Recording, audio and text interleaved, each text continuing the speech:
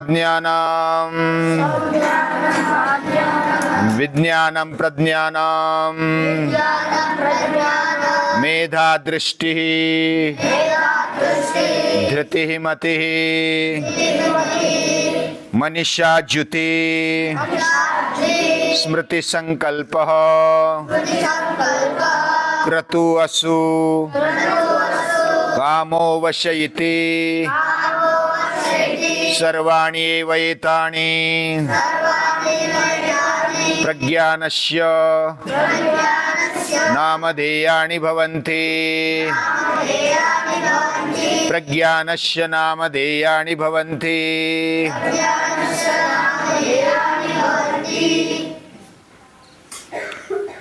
दो मित्र थे,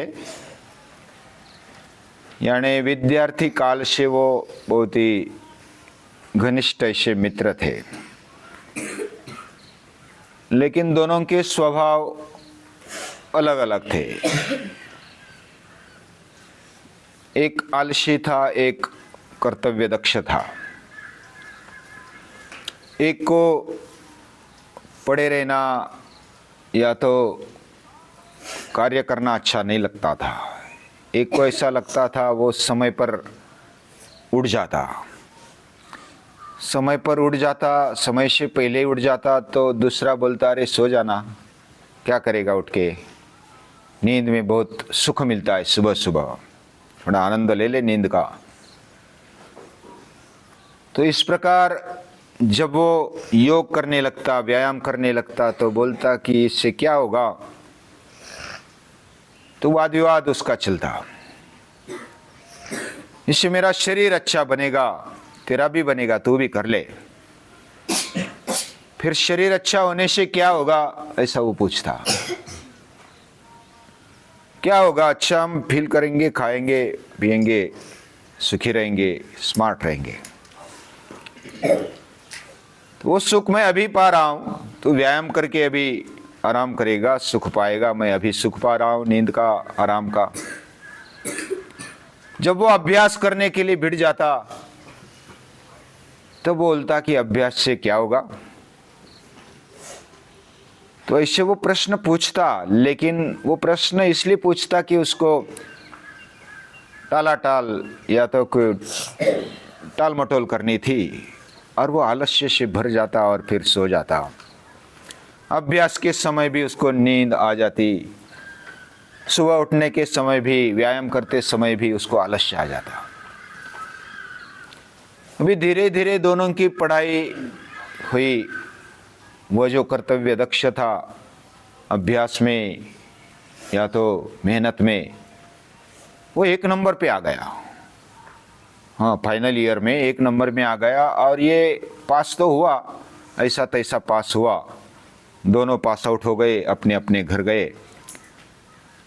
और फिर कुछ करने के लिए, अभी बड़े हो जाते तो फिर कुछ करना होता है, शादी होती है और कुछ सेटल हो जाए, ऐसा उन दोनों को लगा। एक तो कार्य करने में भी दक्ष था और अभ्यास में भी दक्ष था। उसने खुद का कंपनी, उद्योग स्टार्ट किया। अभी जाने के बाद तुरंत स्टार्ट किया तो 1-2 साल में तो उसकी लाइन बैठ गई। और दूसरा था, इधर जाता उधर जाता, अपना सर्टिफिकेट दिखाता मैं पास हो गया, लेकिन उसको कोई रखता नहीं था क्योंकि वो आलसी था। फिर ऐसा ढूंढ ढूंढ के 2-3 साल चले गए। बाद में फिर वो जो मित्र की कंपनी थी उधर ही आ गए। उसको मालूम नहीं था इसकी किसकी कंपनी है। वो गया, जो मैनेजर थे उनके साथ इंटरव्यू हो गया। तो क्या कर सकता है, जो भी काम आप बताएंगे मैं करूंगा। अभी तो क्या नौकरी नहीं मिल रही थी, 2-3 साल इधर उधर घूमता था, तो उसको वॉचमैन की नौकरी मिल गई। अभी वॉचमैन गेट पे होता है, और गेट में जब पहली बार मालिक आ गए गाड़ी में, और मालिक को देखते ही वो तो नीचे मुंडी चली गई उसकी, क्योंकि उसने पहचान ले गई ये तो मित्र है हमारा। फिर मित्र नीचे उतरा और बोला इधर क्या कर रहा है? नहीं, मैं नौकरी नहीं मिल रही थी, अभी इधर आ गया। तो मित्र बोलता अभी मुंडी नीचे करने से कुछ नहीं होगा, अभी तू जो भी मिला है ना उसको प्रामाणिकता से कर ले। अभी जो भी मिला है वॉचमैन तो वॉचमैन, लेकिन प्रामाणिकता से करेगा तो धीरे धीरे मैं तुझे आगे ले लूंगा। लेकिन कार्य तो करना ही पड़ेगा, मेहनत तो करनी पड़ेगी। बिना मेहनत किए मैं किसी को रखता नहीं इधर। पहले मैंने बताया था उठ जा सुबह सुबह, नहीं उससे क्या होगा, अभ्यास कर ले, नहीं उससे क्या होगा। तो ऐसे वो टाल मटोल करता और पूरे दिन बीत गए, एक दिन बीत गया, महीने बीत गए, साल बीत गए, अभ्यास हो गया, पास हो गया कैसे वैसे, और नौकरी नहीं मिल रही थी तो छोकरी नहीं मिल रही थी। तो वो बड़ा कठिन प्रसंग होता है आगे जा कर के। फिर ये जो बात है कहने का मतलब है, केवल विचार करने से उसको भी अच्छा बनना था, सुख पाना था, लेकिन करता नहीं था। कितना भी बड़ा विचार क्यों ना हो, कितना भी वेदों का, गीता का या तो उपनिषदों का अध्ययन क्यों ना हो, लेकिन जब तक वो आचरण में नहीं आता तब तक उसका कुछ मतलब नहीं है। वही विद्या हमारी वैरी बन जाती है, क्योंकि हम कृति में नहीं लाते तो वह फेल हो जाते, यानी कि जीवन में फेल हो जाते। हम इधर पाठशाला में जैसा विचार करते वैसा करते हैं, सुबह उठते हैं और योग करते हैं, 111 सूर्य नमस्कार करते हैं, दंड बैठक निकालते हैं, मल्लखांब खेलते हैं, मैदानी खेल खेलते हैं, अभ्यास भी करते हैं। यह हमें जीवन में खड़ा रहने के लिए, जीवन में ऊंचे स्थान पर पहुंचने के लिए, सतत विकसनशील रहने के लिए यही काम आएगा। हमारी जो आज की मेहनत है वह कल के लिए असेट बन जाती है। असेट का मतलब कुछ ऐसे लायबिलिटीज बन जाती है, कुछ ऐसे स्थिर ऐसी संपत्ति बन जाती है कि जो हमारे लिए बैलेंस रहती है। और हम बहुत ही कष्ट अभी लगता होगा कि अरे मैं अभी कष्ट नहीं करूंगा, कष्ट से क्या होगा, आराम मिलेगा। लेकिन अब आराम करोगे तो आयुष्य भर कष्ट के सिवा दूसरा कुछ नहीं है। और कष्ट से डरना ये गीता माता स्वीकारती नहीं। नई कश्चित क्षणमपि जातु तिष्ठत्य कर्मकृत, एक क्षण भी बिना कर्म किए हम रह ही नहीं सकते। ये बात बहुत ही अंडरलाइन करने जैसी है। एक क्षण भी कार्य किए बिना नहीं रह सकते। कार्य करना ही है, सिर्फ कैसे करना है, क्या करना है, ये महत्वपूर्ण है। यानी करना तो है ही, हम बोझा लेकर के करेंगे, यानी रोते रोते करेंगे, तकरार करते करेंगे, करना तो है ही। और दूसरा वो आनंद से करता है। अरे मुझे बहुत मजा आता है, व्यायाम करने में मजा आता है, कार्य करने में मजा आता है, स्वच्छता होती है, मेरा जीवन बहुत हल्का फुल्का लगता है। ऐसे सोचने वाले भी है और बोर होने वाले भी है। जो बोर होते अपने आप से भी बोर होते, औरों को भी बोर करते। जो आनंद से जीते, खुद भी आनंद से जीते, दूसरों को भी आनंदी बनाते।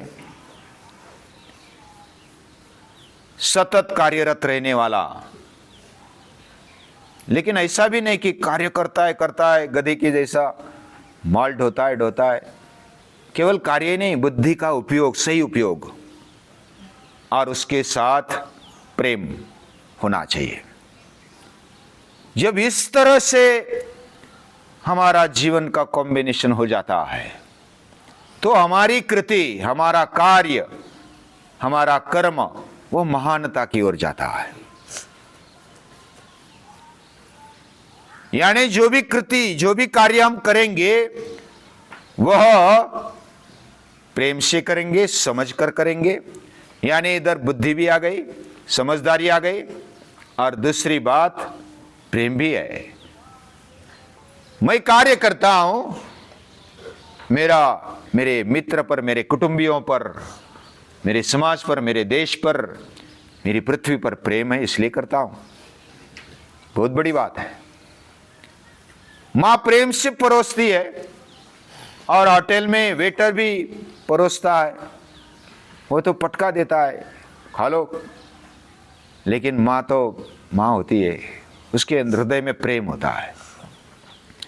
वो प्रेम से परोसती है, आग्रह भी करती है, और उसका प्रेम और कृति, उसका कर्म उच्चता पाता है। यानी हम जो भी करेंगे समझदारी से करेंगे, करना तो है ही, बिना समझदारी से करेंगे तो भी करना तो है ही। तो हमें बुद्धि दी है, समझदारी से करना वही सही दिशा देता है हमारे जीवन को। जीवन में ये प्रवाह होता है, एक ज्ञान का प्रवाह होता है। यानी हमारा मन, हमारी बुद्धि विचार किए बिना नहीं रहती, कुछ ना कुछ विचार चलते रहता है। जैसे मैं भी बोल रहा हूं, मेरे मन में विचार चल रहा है, बुद्धि में विचार चल रहा है। आप भी सुन रहे तो आपके मन में, बुद्धि में विचार चल रहा है। या तो मैं जो बोल रहा हूं उसका विचार चल रहा होगा, या तो ये छोड़कर दूसरी तरफ आपका मन गया होगा, वो भी विचार ही करता होगा। विचार किए बिना हमारा मन, बुद्धि नहीं रहती। विचार तो करना ही है, लेकिन उस विचारों को कितनी उच्चता पर हम ले जाते हैं, हमारा संकल्प कितना ऊंचा है, हमारी सोच कितनी ऊंची है, सही है, इस पर से हमारा रास्ता तय होता है। इधर बदल होता है, जो महान बनते हैं इधर बदलाव होता है।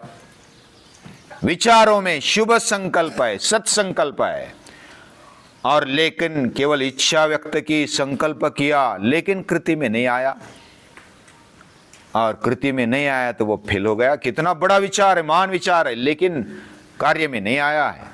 स्वच्छता होनी चाहिए, कार्य में नहीं आए तो गंदगी बनी रहेगी। कितना भी ऊंचा विचार हो, मन में है, बुद्धि में है, लेकिन वो प्रैक्टिकल में नहीं है, वो अधूरा है, वो वैरी बन जाता है।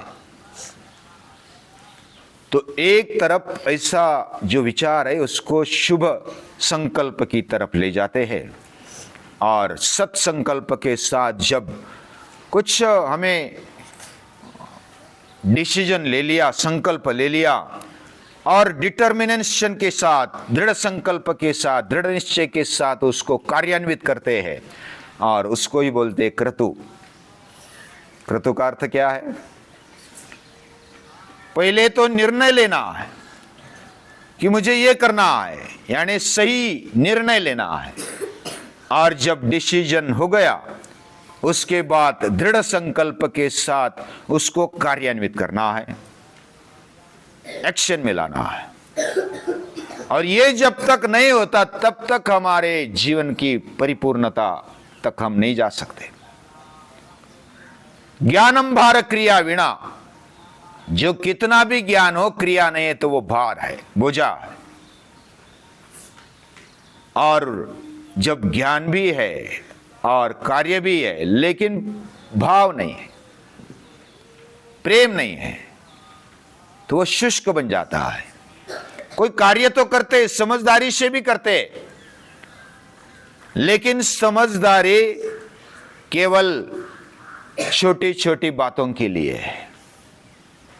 उच्च समझदारी प्रेम के बिना, भाव के बिना नहीं होती। वो समझदारी फिर दुराचार, दुष्कृत्य या तो राक्षसी वृत्ति बना देती है। राक्षस भी बुद्धिमान होते, आतंकवादी भी बुद्धिमान होते, वो दिमाग भी लगाते और कार्य भी करते, दोनों है।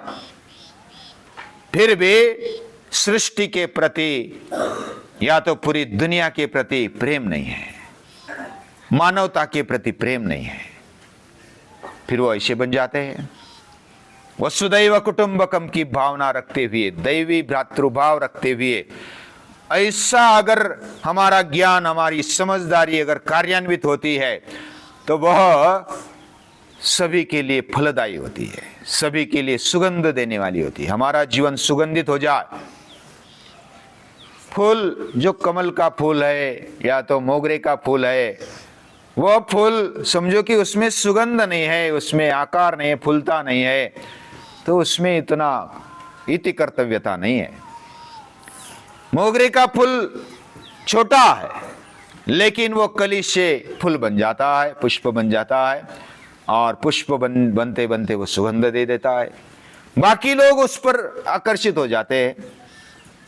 कमल का फूल है, कौन सा भी फूल जब सुगंधित और पूरा खिला हुआ है तो उस पर सभी दुनिया आकर्षित होती है। हमारा भी जीवन पुष्प सुगंधित हो जाए, उसको रंग बिरंगे कलर यानी इष्टमन कलर हो जाए, जैसा आकार और रंग होता है वैसी आकर्षकता बढ़ती है। हमारा जीवन भी ये आकर्षक बन जाए, सुगंध से भर जाए, तो हम अपना जीवन पुष्प भगवान को दे सकते हैं। वही पुष्प भगवान के चरणों में चढ़ता है जो सुगंधित है, जो खिला हुआ है, जिसका आकार अच्छा है, तजेला है, ताजा है। हमारा जीवन भी समझदारी से कृतिपूर्ण, प्रेमपूर्ण ऐसा जीवन है तो वो सुगंधित हो जाता है, कलरफुल हो जाता है। ऐसा जीवन हमें भगवान के चरणों में चढ़ाना है, और हमारे संकल्प वह कृत संकल्प हो जाए, यानी कृति में परिवर्तित हो जाए, तो इसमें सही तृप्ति है, परिपूर्णता है। ऐसे परिपूर्ण जीवन को नमस्कार करते हैं, वंदन करते हैं।